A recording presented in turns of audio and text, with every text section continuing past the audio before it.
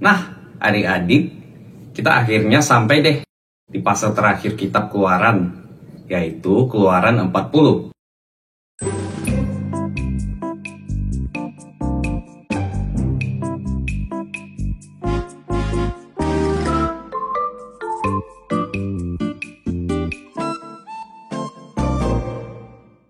Kitab Keluaran adalah catatan perjalanan bangsa Ibrani waktu diselamatkan, dibebaskan Tuhan dari perbudakan di Mesir, dan dituntun Tuhan untuk kembali mengenal Tuhan mereka. Ingat ya, Mesir adalah lambang dunia. Nah, bangsa ini sudah hidup 400 tahun lebih di Mesir. Jadi, mereka tidak lagi mengenal siapa Tuhan mereka, Tuhan yang dipercayai nenek moyang mereka, Abraham, Ishak, dan Yakub. Yusuf yang dipakai Tuhan untuk membuka jalan supaya mereka diselamatkan dari kelaparan dunia waktu itu. Cerita ini dari kitab Kejadian. Kalau adik-adik lupa atau belum pernah belajar, adik-adik bisa cek lagi di YouTube Big Junior pada pelajaran-pelajaran kitab Kejadian bersama Mami Maya. Adik-adik kan sudah subscribe channel Big Junior ya. Jangan lupa untuk share ke teman-teman tiap kali adik-adik nonton Belajar Tai Takut Junior. Kalau adik-adik ada pertanyaan, misalnya cerita Yusuf ada di Kejadian berapa ya?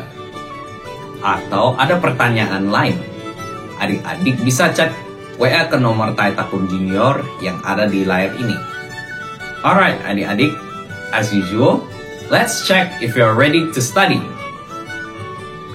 Do you have your Bible with you? Check. Do you have your notebook with you? Check. How about your pen or pencil? Check.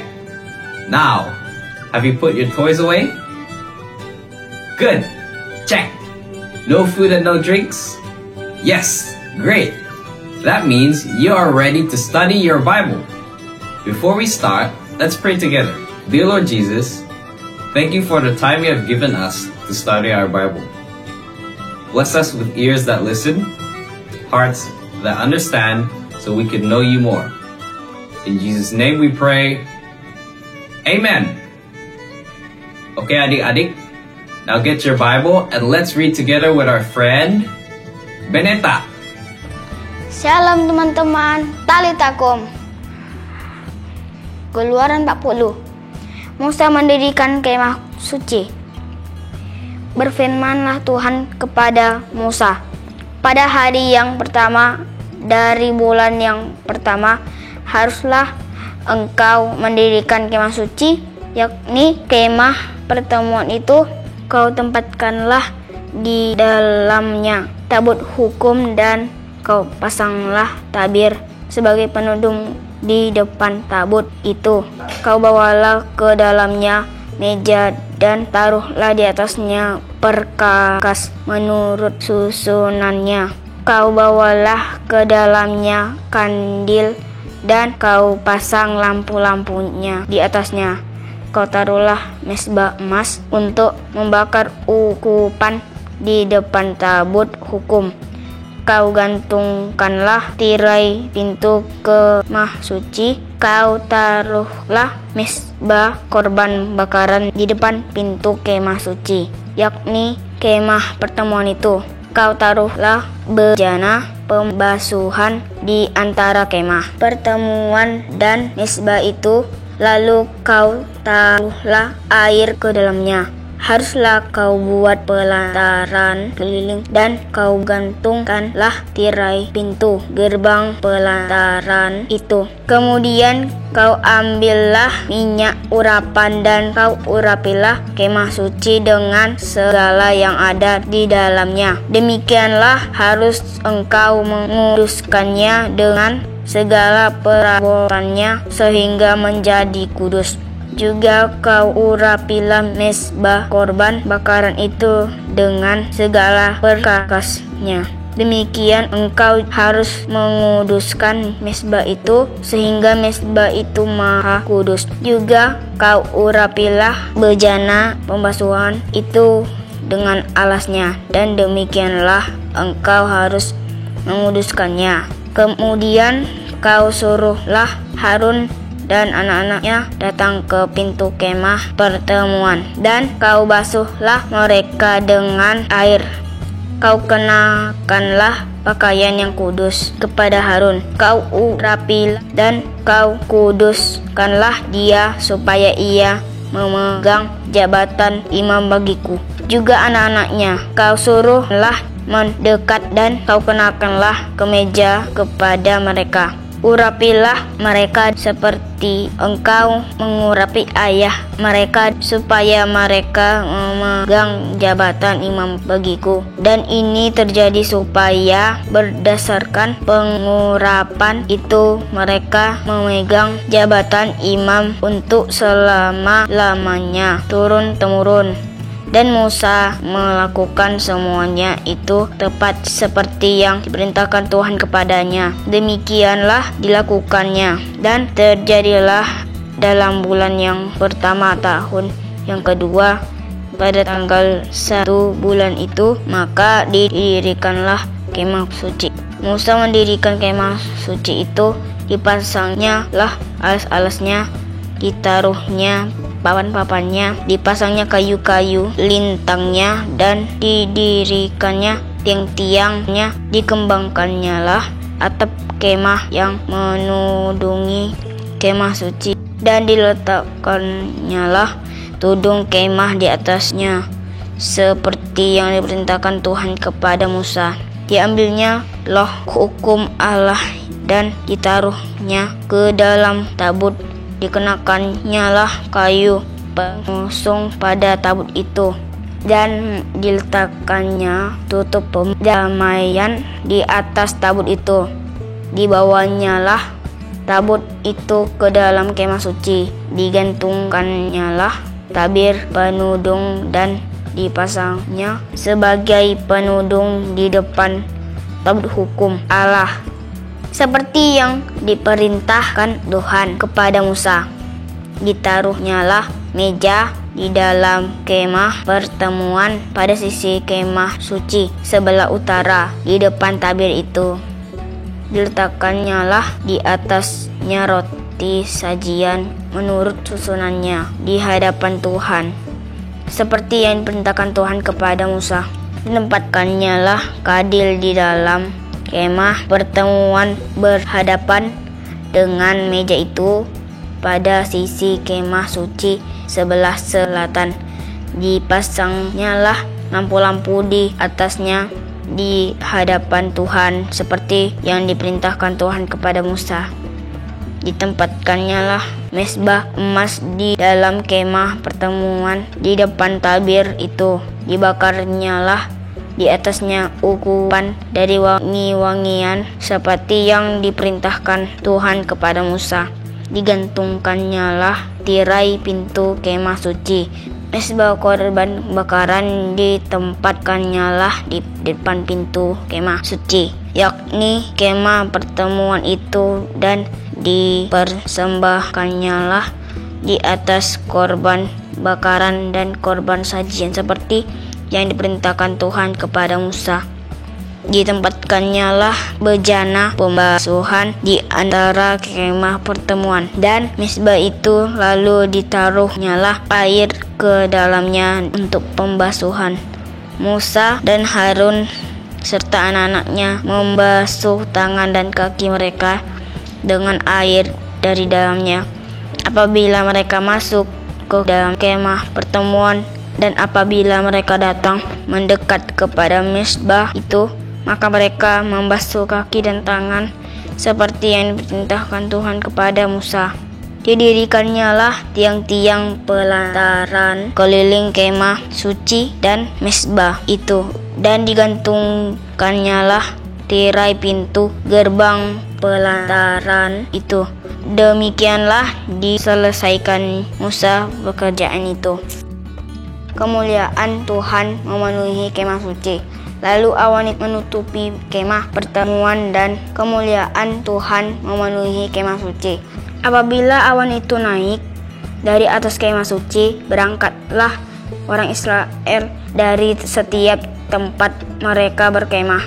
Tetapi jika awan itu tidak naik, maka mereka pun tidak berangkat sampai hari awan itu naik, sebab awan Tuhan itu ada di atas kemah suci pada siang hari, dan pada malam hari ada api di dalamnya di depan mata seluruh umat Israel pada setiap tempat mereka berkemah. Amin. Talitakum.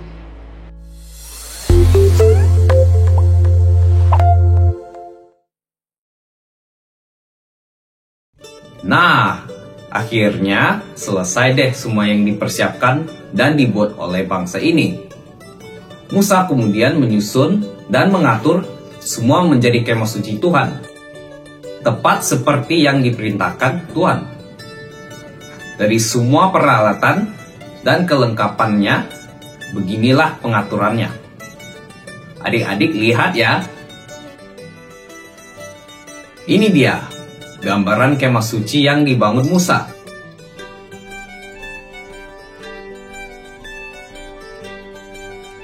Ini adalah gerbang luar tempat orang masuk ke dalam pelataran.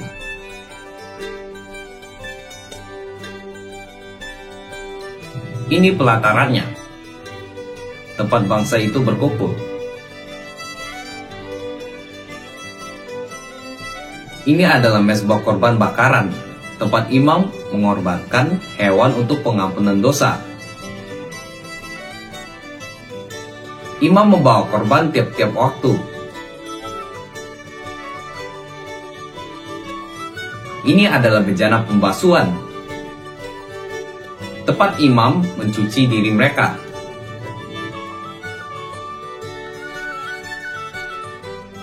Nah, kita masuk ke dalam tempat kudus sekarang.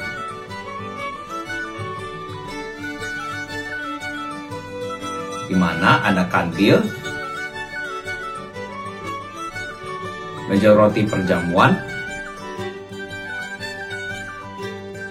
dan mezbah bakaran dupa wangi-wangian yang harus terus dijaga menyala. Nah, di bagian paling dalam adalah ruang Maha Kudus, tempat tabut perjanjian. Yang dalamnya ada 2 loh batu hukum Tuhan, tokat Harun, dan wadah emas yang berisi mana. Inilah kemah suci yang Tuhan perintahkan untuk Musa bangun. Bagi kita sekarang, kemah suci adalah tubuh kita. Kita baca di 1 Korintus 6 ayat 19 dan 20. Atau tidak tahukah kamu bahwa tubuhmu adalah bait Roh Kudus yang diam di dalam kamu, Roh Kudus yang kamu peroleh dari Allah, dan bahwa kamu bukan milik kamu sendiri, sebab kamu telah dibeli dan harganya telah lunas dibayar. Karena itu, muliakanlah Allah dengan tubuhmu. Nah, Tuhan Yesus sudah datang, lalu Dia yang menjadi korban untuk pengampunan dosa kita. Kemudian, Dia menguduskan dan mencuci kita bersih dengan darahnya. Lalu, Ia tinggal dalam ruang Maha Kudus, yang adalah hati kita. Jadi adik-adik, Tuhanlah yang lebih dahulu turun dari surga untuk memperkenalkan dirinya. Dia yang lebih rindu untuk bisa tinggal bersama umatnya. Kalau dulu, mereka harus membangun tempat untuk Tuhan tinggal. Sekarang, Tuhan yang membangun tempat untuk Ia tinggal, yaitu kita. Dulu, imam harus memotong hewan dan membakarnya menjadi korban untuk pengampunan dosa. Sekarang, kita tidak perlu lagi membawa korban hewan, sebab Tuhan Yesus sudah menjadi korban penghapusan dosa selamanya. Dulu imam harus membersihkan diri untuk dapat masuk Roh Kudus. Sekarang, kita tidak perlu lagi mencuci diri untuk masuk hadiratnya, karena Dia yang tinggal dalam kita telah membersihkan dan menguduskan kita. Jadi, kalau dulu umatnya harus melakukan banyak hal supaya Tuhan dapat tetap hadir bersama mereka. Sekarang, Tuhan yang melakukan banyak hal supaya kita tetap dapat tinggal bersama Tuhan. Jadi adik-adik, kita mau terus ingat ya, bahwa tubuh dan hati adik-adik adalah tempat Tuhan tinggal. Oleh karena pengorbanan Yesus di salib. Tadi kan kita sudah baca bahwa Yesus sudah beli kita lunas. Jadi tubuh kita ini milik Dia. Adik-adik mau kan berdoa sekali lagi supaya adik-adik menjadi bait tempat tinggal Tuhan yang berkenan padanya? Yuk, kita doa. Ikuti doa Abang Jordan ya. Tuhan Yesus, terima kasih Engkau sudah mati menjadi korban bagi penebusan kami. Saat ini, kami beri hati kami dan hidup kami menjadi tempat kediaman-Mu. Masuklah, tinggal dalam hati kami selamanya. Jadikan kami selalu berkenan bagi-Mu, sehingga hidup kami dapat menjadi berkat bagi banyak orang. Haleluya. Amin. Alright adik-adik, sampai jumpa di pelajaran dan kitab berikutnya ya. Keep reading your Bible, keep praying, and keep praising Jesus our Lord. Tae takum. Yes, yes, yes. Bye-bye.